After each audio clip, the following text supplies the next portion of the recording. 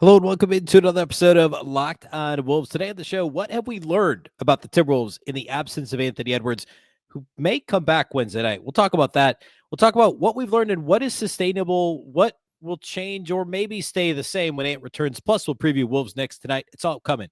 Welcome in. You are Locked On Wolves.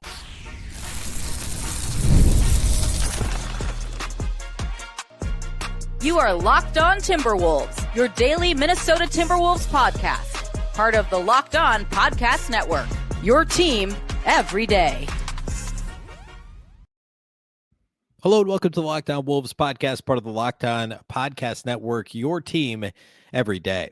My name is Ben Beecken. I am the host of Locked On Wolves. Today's show is brought to us by our friends at FanDuel. Right now, new customers can bet just $5. And if your bet wins, you'll get $300 in bonus bets to use across the app. Head to FanDuel.com to get started. Happy Wednesday, everybody. Happy Hump Day. Happy Timberwolves game day. The Wolves are in New York to take on the Knicks tonight. It is a 6:30 p.m. ESPN game.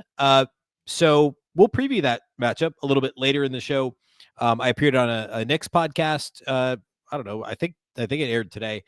Talking about the matchup as well. So I got some stuff I want to get to matchup-wise later, but I want to start with what we've seen from the Timberwolves in the absence of Anthony Edwards over the last week plus. What's different, what stands out, and what among those things could potentially be sustainable moving forward for this Wolves team. So we'll talk a little bit on both ends of the floor, really, and also some individual players, I think, related to that. And I also want to hit very briefly some thoughts on the the two big lineup, the multiple big lineup with Nas and Rudy, and potentially even the three big lineup with Nas, Rudy, Randle. I want to talk about that a bit in the middle of the show today, too. A big thank you off the top for making Locked On Wolves your first listen every single day. Of course, this show is free and available everywhere, wherever you like to listen to podcasts. You can find Locked On Wolves. You can also watch on YouTube as well. All right. Let's jump into, I've got like three big things that are, that stand out to me as antless observations, if you will. And we'll start here. Number one has to be Jaden McDaniels. It has to be Jaden McDaniels being unlocked on the offensive end of the floor. And when I say that, I think that's the best way to say it, really. Like, I don't know that there's any way to sugarcoat it. Jaden McDaniels has been more aggressive, appropriately so, in the absence of Anthony Edwards. There's no question about that. He's been a better shooter from the perimeter. I think he's made the right decisions when he's putting the ball on the floor.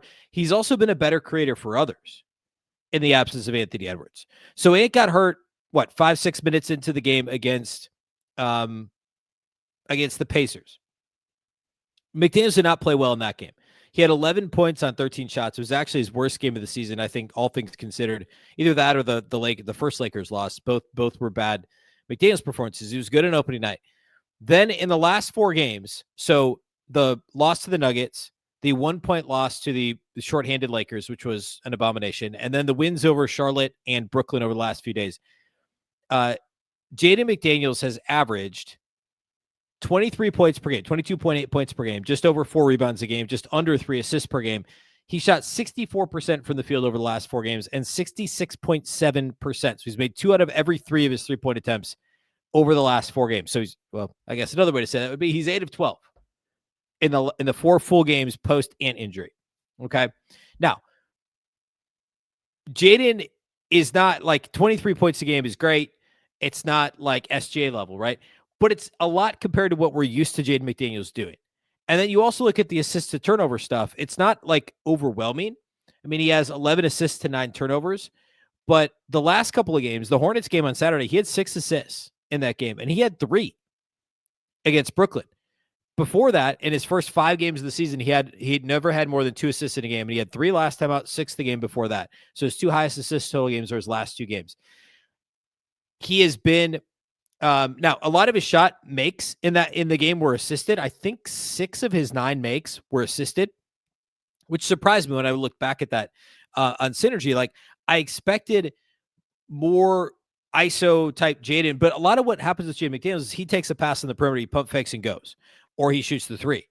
There's not a whole lot of like breaking down the defense unless it's right after the pass, which is very different from original Jaden, like first couple years in the league. Remember year one, it was like he was petrified to put the ball on the floor. He would either shoot the three or do nothing. Year two, it was he would dribble into trouble, shoot a long fadeaway too. And then year three, he kind of started to figure some stuff out, took a step back shooting wise by year four. And then now we're starting to see all of it kind of together. He's got that weird 10, 12-foot lean back shot that he likes to shoot. That's been really good. He's added in the hesitation, the decel move that Ant uses. And he's added in a Euro that he started to use more the last couple of years. There's more tools in the bag for Jaden McDaniels now, and he's more willing to go to them right now. And I'm sure there's a philosophical thing. I'm sure that Wolves are game planning this way offensively, and maybe there's something to, 11 points on 13 shots being all that he was able to do against the Pacers in the game that Ant got hurt, because he wasn't. I'm speculating. Maybe he wasn't in the mind frame. The Wolves game plan wasn't as such that like, hey, Jaden's a big part of the offense tonight. But then in the 4 games since then, he has been. And he's gotten up double-digit shot. I guess he's double-digit shots every game this year. I mean, that's I guess the counterpoint here. Not counterpoint, but like the larger thing is maybe he's just going to be that much more involved in the offense this year, period. But I think the Jaden being unlocked piece is really important. It's also important to note that last year when Anthony Edwards missed games, which was only 3 times all season, in those 3 games, Minnesota went 1-2. Jaden scored 23 points, had 12 rebounds in a horrendous loss to the Washington Wizards last year. He was 3 of 5 on threes, added 4 assists, 4 steals, and a block in that game. Outstanding Jaden performance. The next game was a win over the Blazers, a relatively easy win over the Blazers. Different time of year. These were 3 spaced out games. Jaden had 30 points in that game to lead the team, 10 rebounds, 4 assists. 12 of 17 shooting, got to the line 7 times. Didn't make a 3 in that game, interestingly. 30 points and 17 shots with no threes. So that's 2 double-doubles in 2 games without Anthony Edwards. And then remember, Ant got suspended for the technicals, accumulating technicals, and it was a 1-point loss at Utah. And in that game, Jaden had 20 points, 10 rebounds, 5 assists, 2 steals. Okay? Made a couple of threes in that game. So, yes, the scoring was up. But the double-double thing was also like 3 for 3 in double-doubles when Anthony Edwards was not playing. Jaden only had 10 games all of last season with 10 or more rebounds, and 3 of them came with no Anthony Edwards. So it's not just the offense. It's perhaps the overall mindset, the aggressiveness, the intentionality in which Jaden McDaniels plays when Ant is off the floor, when Ant isn't available. And I don't say that to slight Jaden. I think it's human nature. And it also, again, I go back to the game planning piece. This could literally be Chris Finch saying, hey, man, we need you. You got to do more tonight because we don't have Ant. So I think unlocking Jaden McDaniels is the number one thing. Number 2 would be that the defense, and this is really in no particular order. Number 2 would be the defense is worse without Anthony Edwards. It seems obvious. But I think if you're not a Wolves fan, you don't watch the Wolves regularly, that may not be one of your top 7 things you would think of. But Ant is a big part of the Timberwolves defense. Minnesota has been a really good defensive team each of the last couple of years, and Anthony Edwards has been a big part of it. He got votes for all defensive second team last year. He's a really good on-ball defender. He's not available. And then you layer in when Jalen Clark was not available for a couple of games, and the Timberwolves defense was miserable. Their worst defensive games this year, 2 of their 3 bad defensive games came with no Jalen Clark. And actually 2 of their 3 came with no Anthony Edwards. That second game of the year, the Lakers lost. They gave up 128 on the road to LA. That was terrible. And both those guys played in that game. But since then, the only bad games they had were the Denver game. And then that other Lakers loss was not great on the perimeter either. But no Ant, no Jalen Clark. That's taking 2 of your best 4 perimeter defenders out of it and leaving you with just Dante DiVincenzo, who's very hit and miss. Obviously, Mike Conley, who's extremely long in the tooth and several steps too slow defensively at this point.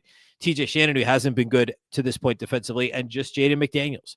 So you're losing Ant hurts your defense as well from an options standpoint, from a physicality, from a size standpoint, because no Ant means probably more Rob Dillingham. It might mean more Jalen Clark, which hurts your offense. It might mean more Rob Dillingham, which hurts your defense and your size. So it's beyond the obvious of like, we're missing 28 or whatever a game points. We're missing the 3-point shooter. We're missing the dynamic big play ability, but we're also missing a big body defender that's an important part of our defensive unit. And that is an impact that, obviously when he's back, that's not something that's a sustainable issue. We'll talk about the sustainability of the Jaden thing here in a minute. I'll have one more point to make in terms of things that have changed since Ant's been out. We'll talk about Julius Randle next. Then we'll talk lineups and what is sustainable when it comes to Julius and Jaden moving forward. And then we'll close with the Wolves-Knicks matchup. We'll do all that here next. Today's episode of Locked On Wolves is brought to us by our title sponsors at FanDuel. The NBA is back, and there's no better place to get in on the action than FanDuel, the official sports betting partner of the NBA. Even if you miss the start of any particular NBA game, or you want to ride the hot hand, and of course, we've had early Wolves tips, 6 o'clock Monday, 6:30 Wednesday tonight.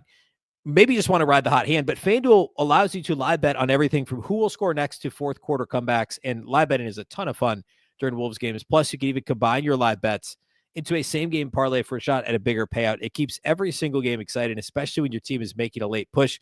As of right now, the Wolves are 5.5-point underdogs on Wednesday night against the Knicks. Ant is listed as questionable. There is a chance he plays Wednesday night. Soft tissue injury. Who knows? 5.5 seems a bit steep, even if Ant's not playing. I know the Knicks are good. They're undefeated at home so far this year, but they've had their own struggles. So Minnesota 5.5-point underdogs. I don't mind the Wolves plus 5.5 on Wednesday night. Again, you can live bet it as well, which is a ton of fun. Right now, FanDuel is giving new customers $300 in bonus bets when your first $5 bet wins. So head to FanDuel.com to sign up and play your game with FanDuel, the official sports betting partner of the NBA. Today's episode is also brought to us by our friends at Rougiette. Let's be real. Making excuses doesn't solve anything. We've all heard them before. It's just stress. I'm tired, or it happens to everyone sometimes. But when it comes to performance, sometimes your body just needs a little extra support. And that's where Rougiette comes in. Rougiette.com offers fast-acting doctor-prescribed treatments for ED designed to help you stop making excuses and start making moves. Rougiette makes it easy to get started. You just connect with a board-certified doctor 100% online. No awkward waiting rooms, no in-person appointments. If you're prescribed, your treatment ships discreetly straight to your door. The process is fast, simple, and private, and it's all handled by real doctors. It's about confidence, connection, and getting back to the moments that matter. Visit Rougiette, RUGIET.com/LockedOnNBA to get 15% off your first order. That's RUGIET.com/LockedOnNBA. And don't forget to use our code, LockedOnNBA, so that they know that we sent you. Rougiette, stop making excuses and start making moves.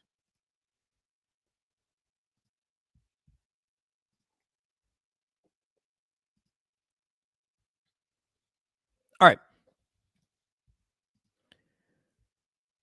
Thing number 3 that we've learned since Anthony Edwards has been out and missed the last 4 games.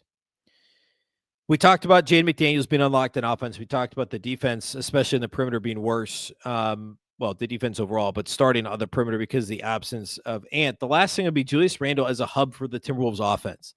And, that's kind of come and gone a bit, but especially the last couple games. And the obvious caveat here is, look, the Hornets are miserable defensively. The Nets are even worse. So, I'm acknowledging that off the top. It is what it is. You got to play the teams in front of you, right? And those teams have been really bad. That said, Julius Randle, first of all, has been awesome passing the basketball all season. In fact, 5 of his 7 games, he's had at least 6 assists, and that includes the 2 games that Ant played the full game in. Since Ant's been hurt, it's just ticked up a little bit. We could include the Pacers game since he didn't play most of that game. And since Ant has been out, Julius Randle's averaged 5.8 assists, just a shade under 6 assists per game. He got his first triple-double in the Timberwolves uniform on Monday at Brooklyn. The usage itself hasn't actually gone up all that dramatically. He was averaging in 2 games, so 15 shots a game when Ant was healthy, and he's only averaged just a shade under 17 shots per game with him out. So that hasn't changed dramatically. The 3-point shooting hasn't changed dramatically. In fact, the only thing that's really changed is the assists have gone up just a little bit. And it's fascinating because teams are clearly keying in on Julius Randle. We heard this, the in-game interview, I think it must have been the Monday game on Peacock. The Nets assistant coach who spoke talked about making sure they had the right personnel. Day'Ron Sharp was supposed to guard it. Julius, there was one other guy, and then he said if he gets in the post, we're going to have to double him. Like, Julius is not getting double teams, and Anthony Edwards is on the floor. But he is right now, and he's making the right decisions. He's taking guys one-on-one when he has the mismatch. He's backing guys into the post when he has the opportunity. And he loves to shoot that 12-footer and, backing him into the paint, turnaround jumper, knocks it down more often than not, gets fouled a fair amount. But when he's getting doubled, he's making the right read. By and large, he's making the right decisions. The turnovers have not gone drastically up either. Like, nothing's changed dramatically other than a slight uptick in assists. And this is, so I guess this isn't as much a change as it is something that I'm impressed, surprised, pleasantly surprised has stayed the same. And that is the overall production of Julius Randle with a slight uptick in assists. And so that leads us into, like, what's sustainable here? Because I read off the stats from last year when Jaden McDaniels, the Jaden McDaniels scoring numbers when Ant was out.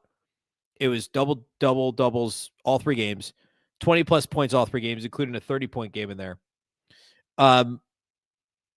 But what did Jaden McDaniels ultimately do offensively last year? Like, he had a good season. He had his best overall offensive season of his career by far. He averaged 12.2 a game last year. Right now, he's a shade under 19. Like, I don't think he's averaging 19 points when it's all said and done this season, but I think he could be a 15, 16 point per game scorer. How sustainable is this when it comes back? Last year when Julius Randle was out, he came back. The Wolves offense was fantastic. They finished the year on a hot streak and ultimately were the number 6 overall defense when you take the full body of work for last season. Could that be the case again this year? I think yes. And there's obviously a piece of, like, there's less shots to go around when it comes back, but also there's just more talent on the floor. So as long as the ball movement stays the same and, the defense is going to get a lift, the team should be better. I think the Jaden thing should be sustainable, because the other piece to keep in mind is Mike Conley's less a part of the offense than he was. Now, of course, Dante DiVincenzo's in the starting lineup now, and so if Conley moves back to the bench, maybe that change is mitigated a bit. The Wolves also are giving Rudy Gobert a few more opportunities here of late. I don't know how much that could change. So certainly the jury's out here, but I think the McDaniels production is certainly on the table to be similar. And yeah, 46% from 3, probably unsustainable, but the amount of threes he's taking is identical, at least per game, as it was last year, and right in line with where he's been his entire career. The 3-point rate is slightly lower because he's just getting more overall offensive opportunities, but the free throw rate is up, which I think that comes back down, and the 3-point rate probably evens out a little. So ultimately, I think this ends up looking a lot like last year's version of Jaden, but hopefully with a better 3-point shot and more free throw attempts, which right there is going to give you 16 a game instead of 12 a game. I just don't think it's going to be 19 or 20 a game. So I guess to answer my own question, I think it's sustainable to an extent. Same with Julius Randle. Like, I don't know why anything would change with Julius. He was playing super small sample, but through 2 games this season when Ant was healthy, virtually the same he's playing now.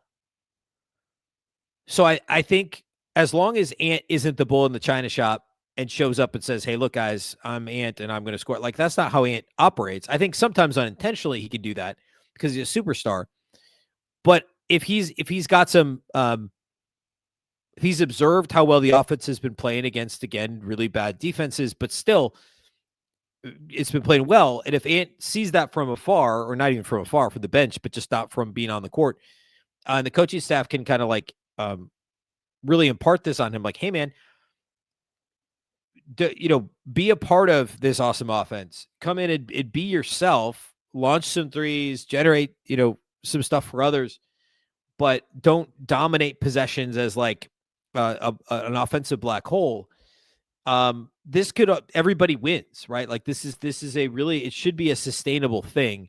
And I mentioned already, like, it'll lift the defense. Obviously things are going to immediately be better overall to get Anthony Edwards back, but can they maintain some of these improvements, especially with McDaniels and Randle when Ant does return?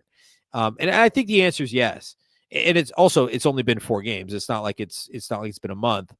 And also briefly on Ant, as of this recording, he's questionable. I don't know if he's going to play tonight or not. I think virtually every time Ant's been listed as questionable the day before a game this in his career he's played, because Ant doesn't not play. But it's usually, a tweaked knee, a sprained ankle. Like, those are the other injuries he's had. I don't think he's ever had a soft tissue, like a hamstring like this. That's scary. Like, you tweak it again, that could be 3 weeks, 4 weeks, right? You pull it badly, it could be even longer.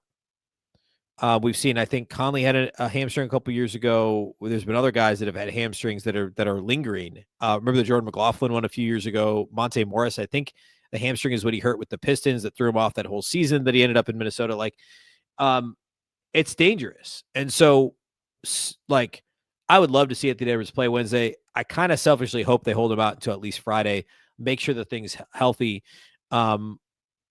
Knicks are a tough matchup. Ant wants to play in the Garden. He wants to go up against Brunson, obviously. He wants to go up against Cat. But I'd be a little bit worried about that. Real quickly, the big man rotation. Actually, we'll hit it here in a second. I don't want to spend a ton of time on it today. I think we'll save it for another day. But I want to hit real quick, like, what I'm keeping an eye on here over the next couple of games to see if this thing, how it develops, what these lineups look like here moving forward. We'll hit a Wolves-Knicks preview, and that's how we'll close the show today.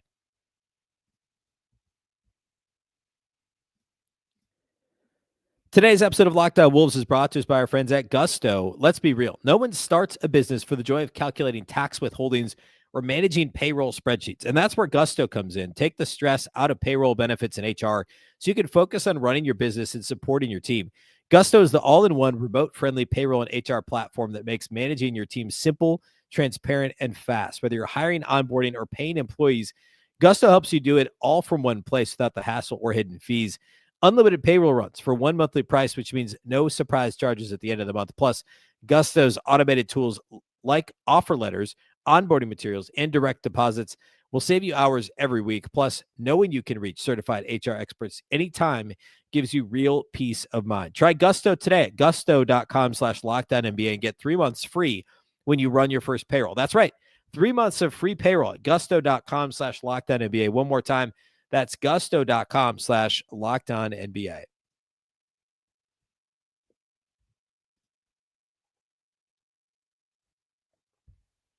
All right. Real quickly on the Timberwolves big man rotation, I think this is interesting. We've seen just 8 possessions of 3 bigs together, and it's like the biggest lineup ever. Gobert, Nas, Randle, along with Jaden McDaniels and Dante DiVincenzo. It's hard to imagine a larger lineup. They played 8 possessions, and they're a plus 137.5, according to Clean the Glass, 100th percentile on offense, 100th percentile on defense. I don't think that's something we see a lot of. I would have loved for them to play around with it a bit more against a team like Brooklyn, or even Charlotte for that matter. The Knicks are a big team. I don't know that you want to mess with it there. Maybe if Ant doesn't play, you just have some fun with it. I think it's unlikely. The Rudy Nas lineups, I think, are an interesting thing to keep an eye on too. Overall, they put 156 possessions together, and they're 96th percentile this year as a plus 15.4. They're super good defensively. 100th percentile, just 93.6 points per 100 possessions so far, but only 17th percentile offensively. This is Gobert and Nas together.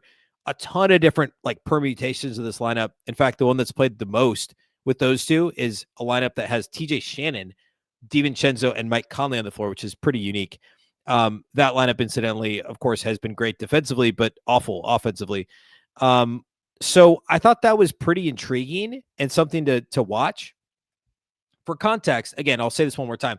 96th percentile overall, 96 overall, 17th offensively, and 96th defensively. Last year, those two on the floor together, Rudy and Nas, were 96th percentile overall, plus 13. They were 66th offensively and 99th defensively. So virtually the same defensively, but much better offensively than they have been so far this year. But those teams also, those lineups so far, haven't had a lot of Ant with them, right? Like last year, the most used lineup with Reid and Gobert included Ant. It also had Nickeil Alexander-Walker. In fact, the 2 most used lineups had Nickeil in them. So I say 2 big lineup. Obviously, there's always 2 bigs on the floor for this team. But the Gobert and Nas minutes, I think, are interesting. And of course, we've seen the Timberwolves be really bad with Rudy off the court so far this season. There's no 2 bones about that. like right now, let's see, defensively with Gobert on the floor, it's a 100th percentile difference, the on-off. They're 35 points worse per 100 possessions when Gobert's off the floor, which is just horrendous. He's 94th percentile, on off so far this season, but the offense still isn't good. That's just how bad the defense has been sans Gobert. So again, fun with small samples. Like we're not there. We're not like this isn't a sample. We're less than 10% still through the season. We'll get to next week. We'll unpack this a bit more. We'll get some more data points with Ant on the floor, and we can do the same. But we're not quite there yet to like really pick it apart. Very quickly, I want to talk about the Knicks matchup. The Knicks to this point this season are 4-3 like the Wolves. They are undefeated at home, but they're winless on the road. So for whatever that's worth, they have also lost to some good teams on the road. Like the Bulls so far have been really good this year, so it's hard to like get too fired up about that if you're a Knicks person. The Bucks both double-digit losses, but the Bucks beat them as well as did the Heat. At home, they've won 2 in a row against the Bulls, who have played well to this point, and then the Wizards. So it's been a mixed bag. Mitchell Robinson's only played in 2 games, although I believe he's supposed to play against the Wolves on tonight on Wednesday. So we'll see about that. The 2 Wolves-Knicks matchups last year are kind of noisy. There's not a whole lot to glean from them. There was the blowout loss for the Wolves at Target Center early in the season when it just like Cat went off. Randle played well, but the Wolves just lost. In January, no DiVincenzo, no Cat for the Knicks. The Wolves won fairly easily at the Garden, and Randle had like a really quiet like 8-7-6 game or 8-6-5 or something like that. The actual matchup, I mentioned this at the top of the show. I appeared on a Knicks show that I think the show runs today, a New York Knicks podcast radio show. And we talked a bit about this matchup. I think it's intriguing to see who's going to guard who. I think Jaden starts on Jalen Brunson. I don't know what else you would do there, but ultimately, if he gets into foul trouble or just like how the rotations are going to work, I think we'll see Jalen Clark on Brunson a lot. I think that's a fascinating matchup. And I think Clark can hold his own, but we'll have to keep an eye on that. I think I like Jaden on Mikal Bridges more. I think we'll probably see OG Anunoby try and guard Julius Randle. I think we saw some of that last year. Curious to see if the Knicks like try and hide Cat on like say Mike Conley and use him as a roamer. He's obviously not a traditional rim protector by any stretch of the imagination. So I don't know. I think putting Cat on Randle, letting him be physical with him like say he was against Jokic. Obviously Randle and Jokic are very different players, but maybe that's the move if you're the Knicks. I think that'll be interesting to watch. Neither team plays fast. Neither team turns their opponents over very much defensively to try and get fast break points. So if one team does that more than the other, that's going to be an edge in this game. The Knicks are a better defensive team to this point than the Wolves. And if Ant doesn't play, that's going to be a disadvantage for Minnesota, trying to guard all the horses the Knicks have on the perimeter between Brunson and Bridges and even Anunoby, but Jordan Clarkson off the bench. Like there's a lot of guys for them that could create offense off the perimeter at the point of attack. And Minnesota doesn't quite have enough bodies there at this stage to resist. As I said though in the read earlier, like 5.5 point favorites the Knicks are. It feels a little steep to me, even if Ant doesn't play. I think Minnesota's in this game. I think it's a close game, and I think Julius Randle has a big game. I think he's shown he can kind of keep his head on straight in these situations. If you're the Wolves, my biggest concern is offensive rebounding. The Knicks have a lot of guys who could do that. Whether or not Mitchell Robinson plays, and again, he's supposed to, I believe, but he hasn't played the last few games. Even if Mitchell Robinson doesn't play, the Knicks are still a good offensive rebounding team. You look at Cat's been good on the offensive glass so far this year. They've got some wings like Anunoby and Bridges that are good rebounders.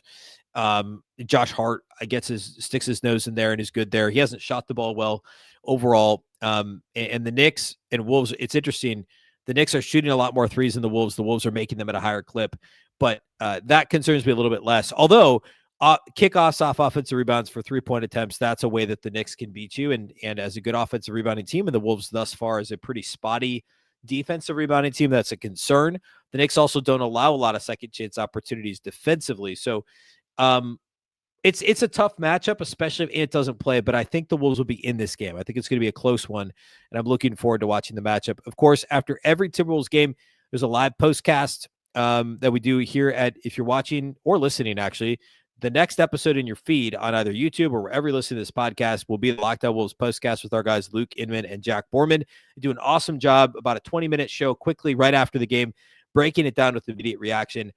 I'll be back tomorrow with the postgame podcast early Thursday to break down Wolves-Knicks, but it should be a really fun one, to be sure. All right, that's all I got for you today here on the show. Big thank you for making Locked On Wolves your first listen every single day. Of course, this show is free and available everywhere.